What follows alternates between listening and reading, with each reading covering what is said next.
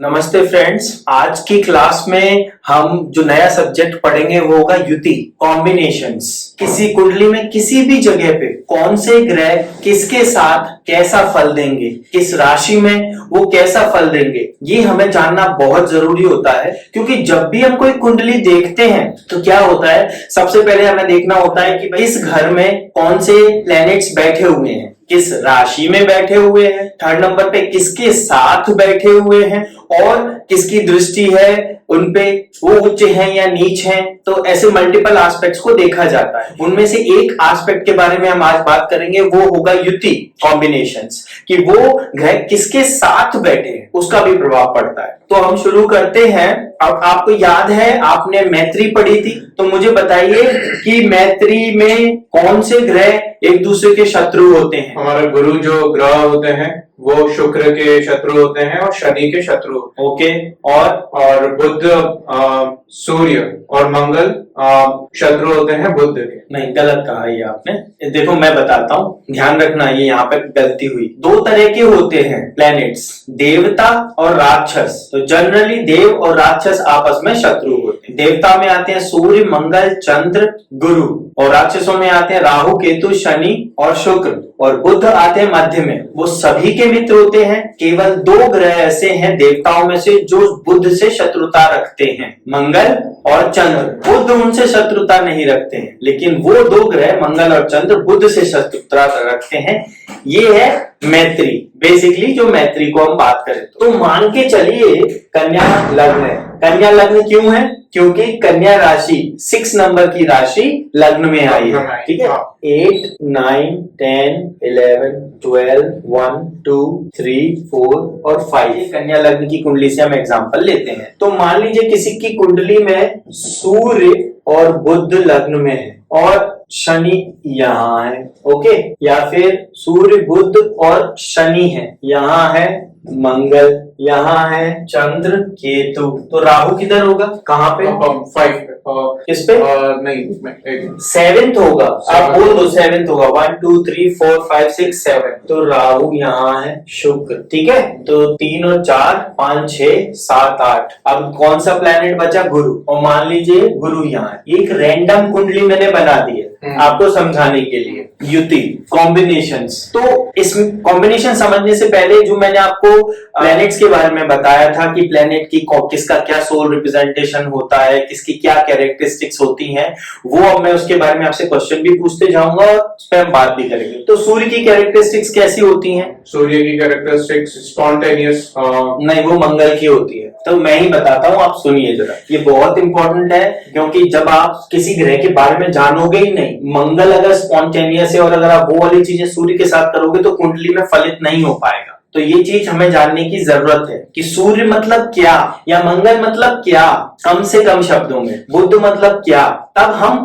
Combination को एक दूसरे के साथ लगा के उसका क्या फलित होगा तभी तो बता पाएंगे। जब हमें वो दोनों पता होंगे तो मैं आपको समझाता हूं। देखिए, सूर्य मतलब सेल्फ, जैसे फर्स्ट हाउस होता है सेल्फ का, सूर्य सबसे अच्छा फर्स्ट हाउस में माना जाता है, उसके होने की संभावना होती है, क्योंकि काल पुरुष की कुंडली में वो 1 नंबर के हाउस में है और 1 नंबर की राशि में सूर्य उच्च का होता है। तो अगर सूर्य उच्च का नहीं भी है, 1 नंबर के घर में है, तो उसमें शुभ फल आएंगे। इस तरह से एनालिसिस करना है। एक, अब वो किस राशि में? कन्या राशि में। तो बुध, कन्या राशि का स्वामी कौन होता है?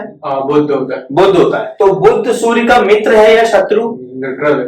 नहीं, न्यूट्रल नहीं है। बुध सूर्य का मित्र है, सूर्य बुध का मित्र है। वो न्यूट्रल मंगल और उसके लिए है, चंद्रमा के लिए। ओके, चंद्रमा और मंगल से शत्रु समझते हैं, बाकी सबके लिए मित्र है। अब ये समझे आप? हाँ, मैत्री में भी अभी आपको बहुत सारी चीजें सीखनी है। ओके, तो जब सूर्य अपने मित्र के साथ मित्र की राशि में है तो कैसा फल देगा? अच्छा फल देना चाहिए ना। तो इनकी युति कैसी मानी गई? अच्छी मानी जाएगी। ठीक है, अभी और एनालिसिस करते हैं अभी। अब वो शनि भी है वहां पे, तो शनि सूर्य का मित्र है या शत्रु? मित्र है। शत्रु है। आप वो मैत्री को अच्छे से समझो। शनि राक्षसों में आता है, सूर्य देवताओं में आता है। इसे अपने दिमाग में अच्छे से समझ लो। ठीक है, सूर्य और शनि बहुत ही रेयर कंडीशन में, रेयर कॉम्बिनेशन में मित्रवत व्यवहार करते हैं, नहीं तो 99% वो शत्रु ही होते हैं।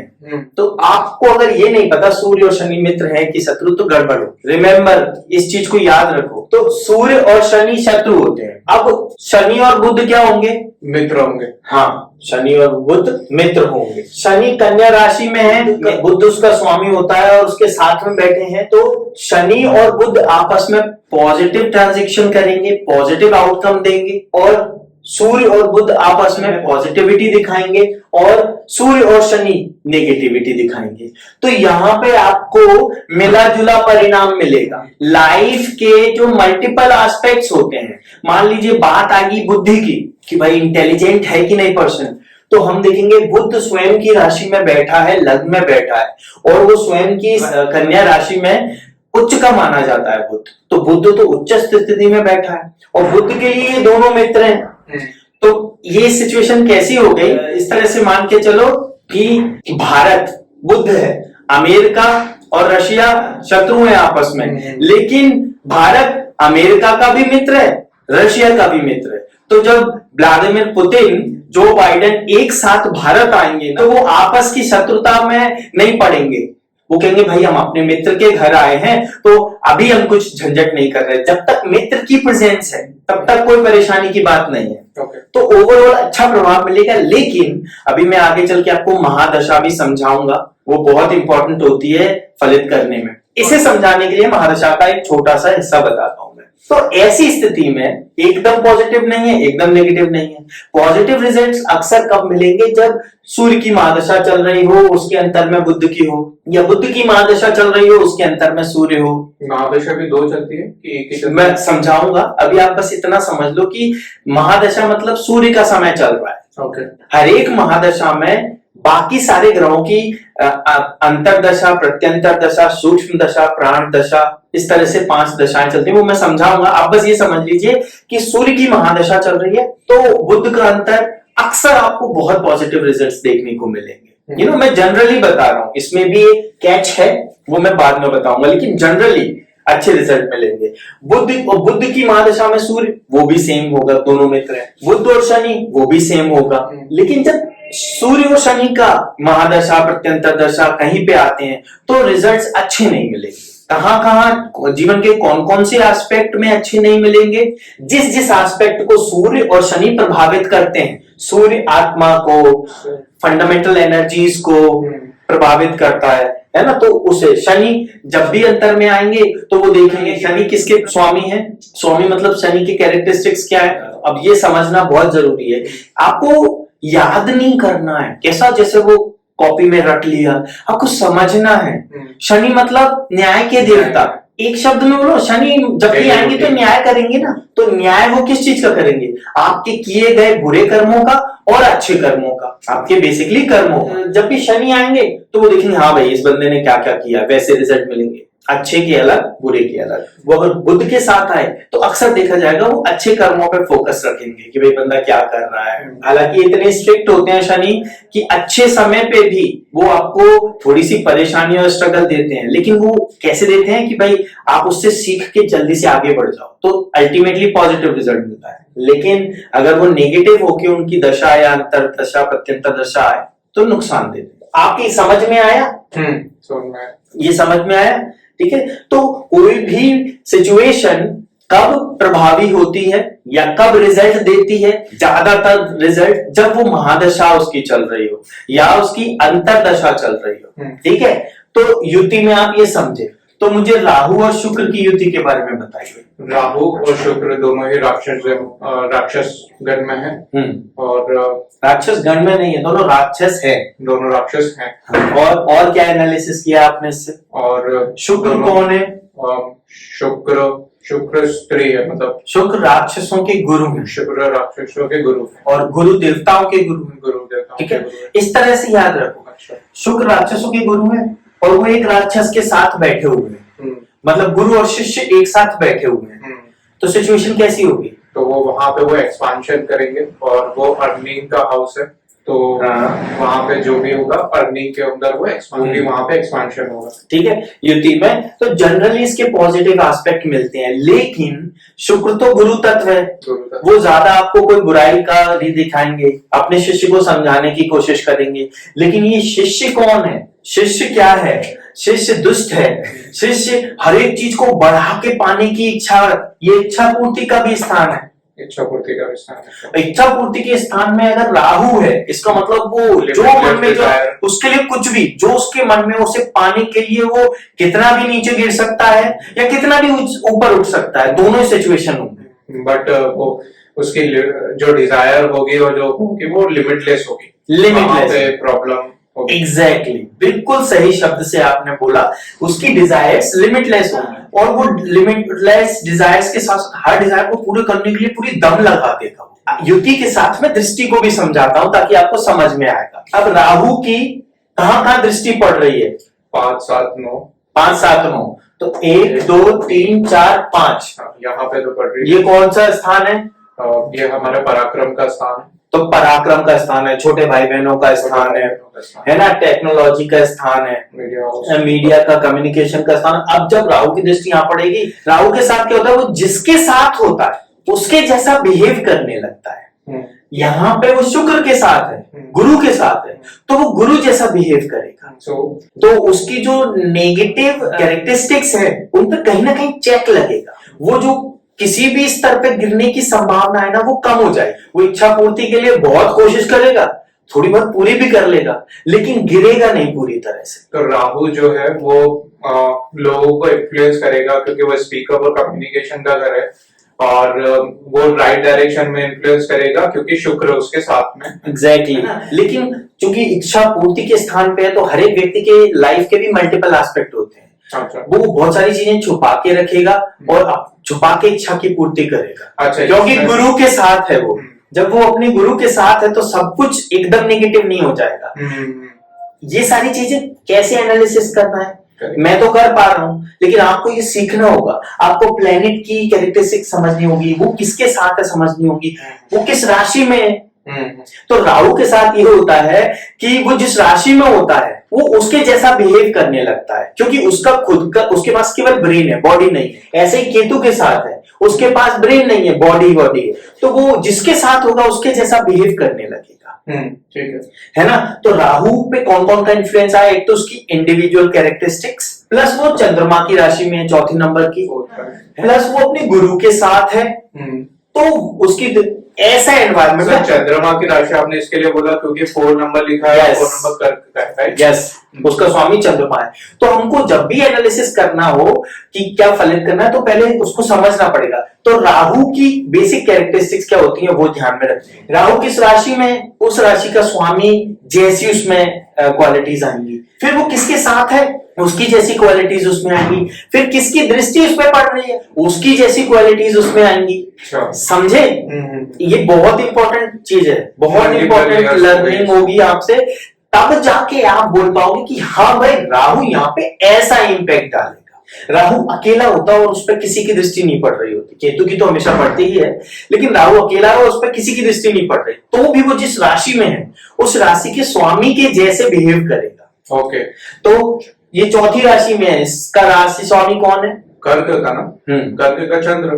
तो ये चंद्रमा की तरह बिहेव करेगा। तो इसमें चंद्रमा जैसे गुण भी होंगे, इसमें शुक्र जैसे गुण भी होंगे। तो सर थोड़ा सा और अपन एक्सटेंड करते हैं, जैसे इसकी जो राहु है ना, राहु की दृष्टि हमारी यहाँ पे 8 नंबर पे पड़ी है। और 8 नंबर बोलो, उसको बोलो तीसरा घर, तृतीय हाउस। 8 नंबर बोलोगे तो लोग इसे समझेंगे। तो हमें बोलना भी सही है, भाव या घर बोलो और ये नंबर को राशि बोलो। तो राहु की जो दृष्टि बढ़ रही है वो तीसरे भाव में बढ़ रही है, और तीसरे भाव 8 नंबर, तो वृश्चिक नंबर। पहले मुझे बताओ किस किस भाव पे पड़ रही है राहु की दृष्टि? फर्स्ट तो हमारा हो गया 3rd भाव पे। फर्स्ट नहीं, 5वीं दृष्टि 3rd भाव पे। 5वीं दृष्टि 3rd भाव पे, और हमेशा जहां पे होता है उसके एकदम अपोजिट 7वीं दृष्टि होती है। दृष्टि हमारे 5th भाव पे। हाँ ठीक है। 9वीं दृष्टि आएगी इसकी 5वें से छठवां सातवां। यस, हाँ। आप नंबर्स मत देखो, भाव की बात कर रहे हैं, 5वें से छठवां सातवां। तो तो आप मुझे बताओ, चंद्रमा जैसे गुण वाला राहु शुक्र अपनी गुरु के साथ युति में है तो कैसा फल देगा? चलो फलित की आज शुरुआत करते हैं, एक अंदाजे से बताओ आप इस कैलकुलेशन को देखते हुए। हालांकि इसमें मैंने अभी डिग्री, उच्च नीच, नक्षत्र में, उसके किस पद में, इनको हम बाद में काउंट करें, ये डीप एनालिसिस में काम आते हैं। जनरली आप ये बात करिए कि चंद्रमा जैसा राहु अपने गुरु शुक्र जैसे गुण लेके उनके साथ बैठ के इन और इन स्थानों पे दृष्टि डाल रहा है, तो कैसा प्रभाव पड़ेगा? अब मुझे बताओ। जहाँ पे 5th नंबर की दृष्टि पड़ रही है 3rd भाव पे, वहां पे उसका प्रभाव अच्छा होगा। अब देखो एक और बात बताओ, अच्छा होगा, हाँ ठीक है, लेकिन आपने अच्छा कैसे कह दिया बताओ? अच्छा है क्योंकि छोटे भाई बहनों का है, राहु की पंचम दृष्टि अगर छोटे भाई बहनों पे पड़ेगी तो इस जातक को छोटे भाई बहनों से लाभ तो होंगे लेकिन नुकसान भी होंगे, टेंशन्स भी होगी। राहु क्या होता है? राहु माया होता है। राहु क्या होता है? राहु इल्यूजन का कारक होता है। राहु लिमिटलेस डिजायर्स बढ़ाता है। डिजायर्स की सबसे क्लोज रिलेटिव है एक्सपेक्टेशंस, तो एक्सपेक्टेशंस बढ़ाता है, और इस दुनिया में जिसने एक्सपेक्टेशंस बढ़ाई अपनी वो सिर्फ दुख पाएगा। मैं जो समझाना चाह रहा हूं, कोई भी ग्रह पूरी तरह से खराब नहीं होता, कोई भी ग्रह पूरी तरह से सही नहीं होता, मतलब अच्छा और बुरा नहीं बोल सकते। वो किस कंडीशन में है, वो जीवन के उस एस्पेक्ट में, मान लो 5 एस्पेक्ट है जीवन के, यहां से रिलेटेड 5 एस्पेक्ट, तो मैं आपको समझाता हूं। राहु जहां तक बात टेक्नोलॉजी की आएगी, कम्युनिकेशन की आएगी, तो वो आपको उसमें पराक्रम देगा, आप नई नई चीजें ट्राई करेंगे, आपका पराक्रम बढ़ेगा, आप किसी भी चीज से घबराएंगे नहीं, आप कहेंगे नहीं मैं करके तो देखूंगा, तो राहु वहां पे आपके पराक्रम में वृद्धि करेगा। लेकिन छोटे भाई बहनों की जिम्मेदारियां आपको उठानी पड़ेगी, चाहे आप केपेबल हो चाहे ना हो, सिचुएशन ऐसी होगी, आप बड़े भाई हो तो आपको जिम्मेदारी निभानी पड़ेगी, तो वो एक तरह से टेंशन वाली सिचुएशन आ गई। फिर तीसरा कम्युनिकेशन हो सकता है, वो कम्युनिकेशन के लिए अपन को ये देखना पड़ेगा ये मंगल की राशि है यहाँ पे, तो मंगल की सिचुएशन क्या है, तो कम्युनिकेशन स्किल्स अच्छी होंगी, लेकिन मंगल चूंकि शत्रु की राशि में बैठा है, एंगर, तो वो इंसान अच्छा होगा लेकिन गुस्से में कुछ भी बोल जाएगा, तो कम्युनिकेशन पे प्रॉब्लम आएगी। जब भी वो व्यक्ति शांत है, जब भी राहु शुक्रवत होगा, शुक्र का प्रभाव में होगा, या शुक्र के अंदर राहु चल रहा होगा या राहु के अंदर शुक्र चल रहा होगा, तो वही सिचुएशन में वो शांत हो जाए और बहुत अच्छे प्रभाव देगा। आप ये सारे कनेक्शन समझ पा रहे हो? हाँ सर, समझ पा रहा हूँ। जैसा मैं आपको बताता हूँ, चंद्र का 4 नंबर कर्क राशि, चंद्र उसका स्वामी है, तो जब उसके साथ में आपने क्या वर्ड यूज करा सर? दोनों राहु की युति में, युति मतलब कॉम्बिनेशन। ओके, राहु चंद्र के कॉम्बिनेशन के साथ में रहेगा तो वो इमोशनली इन्फ्लुएंस करेगा। हाँ, बहुत इमोशनल इंसान होगा, क्योंकि emotional। राहु के अंदर अब गुरु वाले गुण भी हैं खुद के, चंद्रमा के भी गुण हैं, तो चंद्रमा इमोशनल होता है, और चंद्रमा जैसा स्वभाव है राहु का, तो इमोशनल होगा। और क्या बोल रहे थे आप? हाँ, बस यही बोल रहा था, बाकी मेरे को ये सीखना है। और इसकी सप्तम दृष्टि यहाँ पड़ेगी, इसके भी प्रभाव होंगे, है ना? अब इसके प्रभाव की कैलकुलेशन कैसी होगी, थोड़ी मुझे करके दिखाओ। अब सर इसमें फर्स्ट है, जैसे राहु इन्फ्लुएंस हुआ चंद्र से, और यहाँ पे भी चंद्र है, तो इस केस में क्या होगा? इस केस में ये होगा कि चंद्रमा की कौन सी दृष्टि होती है? चंद्रमा की 7th होती है, तो चंद्रमा राहु को देख रहा है। हाँ, तो गुड है। राहु चंद्रमा के घर में है, तो जब राशि स्वामी अपने घर को देख रहा हो तो उस कंडीशन में शुभ ही माना जाता है जनरली, मतलब आउट ऑफ 10 एस्पेक्ट आप बोल दोगे हाँ एक एस्पेक्ट ठीक है, ये पॉजिटिव है, और राहु उस समय खुद चंद्रमा जैसे एनवायरमेंट में है, राशि मतलब एनवायरमेंट, और उस एनवायरमेंट में होते हुए एक स्मॉल चंद्रमा बिग चंद्रमा की दृष्टि में है, तो पॉजिटिव रिजल्ट देगा। अर्निंग ऐसे व्यक्ति की इरेगुलर तो हो सकती है, लेकिन कभी भी बिना अर्निंग के नहीं रहेगा, कुछ ना कुछ करेगा जिससे ये अर्न करते रहेगा, और राहु अर्निंग को बढ़ाएगा। राहु स्पेकुलेशन का कारक है, स्पेकुलेशन मतलब अचानक धन प्राप्ति, तो ऐसे व्यक्ति को जब कोई लगेगा अब तो इसका क्या ही होना है, अचानक से धन प्राप्ति हो जाए। जो पास्ट में वो जो कर्म करते आ रहा है वो पराक्रमी भी होगा। और जो इंसान पराक्रमी होता है ना, उसके पास हो सकता है बहुत पैसा ना हो लेकिन कमियों में नहीं रहता, वो अचीव कर लेता है जो भी उसे चाहिए। तो जीवन के कुछ इंपॉर्टेंट एस्पेक्ट, जब भी कोई ग्रह अच्छा है या बुरा है उसका फलित कर रहे हो, तो कोई भी ग्रह पूरी तरह से बुरा नहीं होता, पूरी तरह से अच्छा नहीं होता। जब भी कोई प्लेनेट का ज्यादातर प्रोपोर्शन, मतलब जीवन के 10 एस्पेक्ट है, 10 में से वो 7-8 एस्पेक्ट में बुरा है तो हम उसे बुरा कंसीडर कर लेते हैं, और ज्यादातर एस्पेक्ट में अच्छा है तो हम उसे अच्छा कंसीडर कर लेते हैं। लेकिन हर एक ग्रह में ऐसा होता है, प्रोपोर्शन की बात है कि वो कुछ एस्पेक्ट पे तो नेगेटिव इंपैक्ट डालेगा ही और कुछ एस्पेक्ट पे पॉजिटिव इंपैक्ट डालेगा ही। वो उनका प्रोपोर्शन क्या होगा वो डिपेंड करता है उसकी सिचुएशन है। तो यहाँ ये पराक्रम को बढ़ा रहा है, हाँ, तो वो एक अच्छी बात है। यहाँ का एक और थोड़ा सा मुझे कनेक्शन लगा। अब जैसे हमारा राहु इनकम का घर है और वो काम का भी घर है, ठीक है, तो वहां पे और यहाँ से हमारा चंद्र भी उसके ऊपर पॉजिटिव दृष्टि कर रहा है। तो एक कॉम्बिनेशन ऐसा बन रहा है कि अर्निंग हो गई है, इमोशन भी है और शुक्र भी है। शुक्र हमारा गुरु है। आप टुकड़े टुकड़े में बोल के किसी जजमेंट पे पहुंचो। आप मन में जजमेंट रखते हो और कैलकुलेशन करते रहते हो, ऐसे करो। आप कहना क्या चाह रहे हो इस समय, इतना सब कुछ बोल के क्या कहना चाह रहे थे बताओ। हाँ, मैं बोलना चाह रहा हूँ कि राहु की 7th दृष्टि हमारे 5th भाव पे पड़ रही है, ठीक है, और 5th भाव पे केतु है, ठीक है, वो तो रहेगी राहु के अगेंस्ट। हाँ, तो केतु जो है हमको वैराग्य डिटेचमेंट देने का ट्राई कर रहा है। तो यहाँ पे धर्म का, और जो हमारा 5th हाउस है, 5th भाव है, वो धर्म का भी है, ठीक है। तो यहाँ पे हमारे, और ये काम का है, तो यहाँ पे हमारे धर्म करने के, हमारे दान धर्म करने का। तो राहु और केतु की जो एक्सेस होती है ना, पूरा जीवन उसी में होता है। इस पे हम अलग से वीडियो बनाएंगे। केतु आपको परेशानियां देके या बहुत ज्यादा सफलता देके जीवन से विरक्त करने की कोशिश करता है, और राहु कहता है काय की विरक्ति, सब कंज्यूम करना है मुझे, सब भोगना है, और इतने से मेरा काम नहीं चलेगा, मेरे को सब कुछ भोगना है, और उसकी कोई लिमिट नहीं है। इसलिए राहु नेगेटिव माना जाता है, केतु नेगेटिव नहीं माना जाता। केतु केवल उनके लिए नेगेटिव है जो राहु से प्रभावित लोग हैं, जिनको जीवन में सिर्फ भोगना है, रीपे नहीं करना, जिनके अंदर ग्रेटिट्यूड नहीं है, जो आध्यात्मिक नहीं है, जो इंसान नहीं है, जो इंसानों जैसा व्यवहार नहीं करते, उन लोगों के लिए केतु खराब है। नहीं तो केतु को मैं केतु महाराज बोलता हूं, क्योंकि वो बाय हुक और बाय क्रुक आपको राइट डायरेक्शन में ले जाने के लिए बने, और ये आपको भ्रमित कर देंगे राहु जी। तो यही वो चक्र है जिसमें इंसान पिस जाता है। तो जो आध्यात्मिक हो जाता है, मैंने कहा था ना, जो साधुत्व को प्राप्त हो गया, जो सरल हो गया, जो खुद की ना सोचते हुए ये सोचता है मेरा तो ठीक है, हो जाएगा, औरों के लिए मैं क्या कर सकता हूं, ऐसे व्यक्ति को केतु बहुत देते हैं। हो सकता है ऐसे व्यक्ति केतु के अब केतु का मित्रों के स्थान पे दृष्टि है, तो हो सकता है मित्रों से लाभ ना हो, लेकिन शुक्र भी है वहां, शुक्र गुरु है, तो कुछ तो मित्र ऐसे मिलेंगे कि आप भिखारी हो कि मिलेनियर हो। तो केतु अच्छाई को देखता है, राहु देखता है इच्छा को।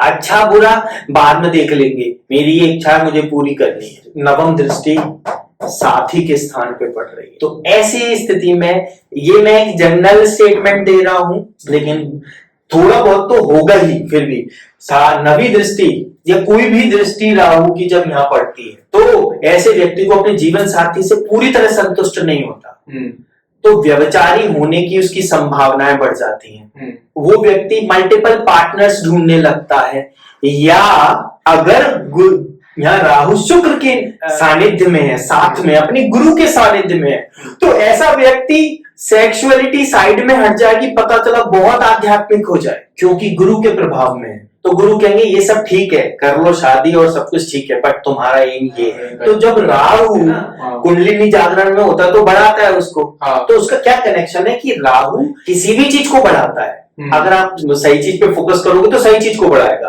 और गलत चीज पे फोकस करोगे तो गलत चीज को बढ़ाएगा। तो यहाँ पे संभावना देखी जा सकती है कि ये व्यक्ति थोड़ा बहुत हियर एंड देयर स्लिप हो जाए, लेकिन चूंकि अपने गुरु के साथ है तो इसके अंदर आध्यात्मिकता तो होगी। देवी उपासक हो सकता है, शुक्र देवी है, हाँ, शुक्र स्त्री है, स्त्री का super form ultimate form Bhagwati Adishakti है। और जैसे आपने बताया था राहु के जो देवी और देवता है तो दुर्गा माता है। हाँ, राहु की नेगेटिव सिचुएशन से बचने के लिए आपको भगवती आदिशक्ति की प्रार्थना करनी होती है, और शुक्र स्वयं आदिशक्ति के प्रतीक है। मतलब वो गुरु है यहाँ पे, लेकिन शुक्र को अगर स्त्री मान रहे हैं हम तत्व में, तो स्त्री का सुप्रीम फॉर्म आदिशक्ति। तो कहीं ना कहीं यहाँ पे ये व्यक्ति भगवती का उपासक हो सकता है, और अगर उस डायरेक्शन में अध्यात्म में ये चला जाए तो ये जो नेगेटिव चीजें ना, सेक्सुअलिटी, मल्टीपल पार्टनर्स, इससे ऊपर उठ जाएगा। वो कहेगा ठीक है यार, I have done it enough. तो ये एक तरीके से हमारे रेमेडी, ये मैं समझा रहा हूँ आपको कि कैसे एनालिसिस करना है। इस वीडियो को 10 बार देखना, व्यूअर्स को भी मैं बोल रहा हूं, ये अभी तक का सबसे इंपॉर्टेंट वीडियो है कि एनालिसिस कैसे करना है। वो डिपेंड करेगा आपके पर्सपेक्टिव पे कि आपको एक एक प्लेनेट को इंडिविजुअली स्टडी करना पड़ेगा, फिर उसके युति को एनालिसिस करना पड़ेगा, किस राशि में है उसको एनालिसिस करने पड़ेगा, किसकी दृष्टि है उसको एनालिसिस करना पड़ेगा, किस नक्षत्र में है और किस नक्षत्र के किस पद में है उसको एनालिसिस करना पड़ेगा, और कितनी डिग्री पे है उसको एनालिसिस करना पड़ेगा। तब जाके आप डिसाइड कर पाओगे कि हाँ भाई, और फिर उसे ये भी देखना पड़ेगा कि अभी महादशा किसकी चल रही है। ये मैंने शॉर्ट में बता दिया, इसको एक्सप्लेन करूंगा कंप्लीटली, तब जाके वो बता पाएगा भाई अभी तुम्हारा समय अच्छा नहीं चल रहा है या चल रहा है या ओके चल रहा है, और अगर नहीं चल रहा है तो आपको ये उपाय करने होंगे, तब जाके आपको ये चीजें सही होंगी। ठीक है, तो युति को समझे आप। एक बार मुझे ये बताओ, मान लीजिए यहाँ पे चंद्र होता, तो मुझे इस युति को एक्सप्लेन कीजिए। चंद्र और मंगल दोनों मित्र हैं। ठीक है, ठीक है। सेकंड जो इनका भाव है, ठीक है, वो सेविंग वाले भाव में है। ठीक है। चंद्र की हम कैरेक्टरिस्टिक देखते हैं तो वो इमोशन कैरेक्टरिस्टिक्स होती है, और मंगल की हम देखते हैं तो वो स्पॉन्टेनियस और एंगर उसमें रहता है। चंद्र की जो दृष्टि होती है वो होती है हमारी 7, ठीक है, तो हम वहां से 7 करते हैं। चंद्र और मंगल दोनों की दृष्टि 7 दोनों की दृष्टि 7 पर पड़ती है, तो वो हमारी पड़ेगी जो हम एज जिसको बोलते हैं डीप नॉलेज। मैं एक क्वेश्चन देता हूँ, उसका आंसर दो। इस व्यक्ति की डीप नॉलेज को गेन करने की क्षमता या पॉसिबिलिटीज क्या है, और इसकी आर्थिक स्थिति कैसी है? ये 2 क्वेश्चंस के आंसर दो एक एक करके बताओ। उसकी आर्थिक स्थिति अच्छी है। ये आपने कैसे कहा? क्योंकि दोनों मित्र हैं, और फर्स्ट तो लेकिन वो शुक्र की राशि में है ना, शुक्र तो इनके मित्र नहीं है ना। शुक्र मतलब तुला वृषभ के स्वामी है, तो शुक्र तो मित्र नहीं है ना। ये पूरी चीजें एनालिसिस करो। आपको कैसे एनालिसिस करना, आप उस बात को समझो कि भाई सबसे पहले कहते चंद्र मंगल दोस्त हैं, हाँ दोस्त हैं, उनकी डिग्री क्या है, ठीक है, दोनों साथ में है। अब ये शुक्र तो शत्रु है। शुक्र कहाँ है?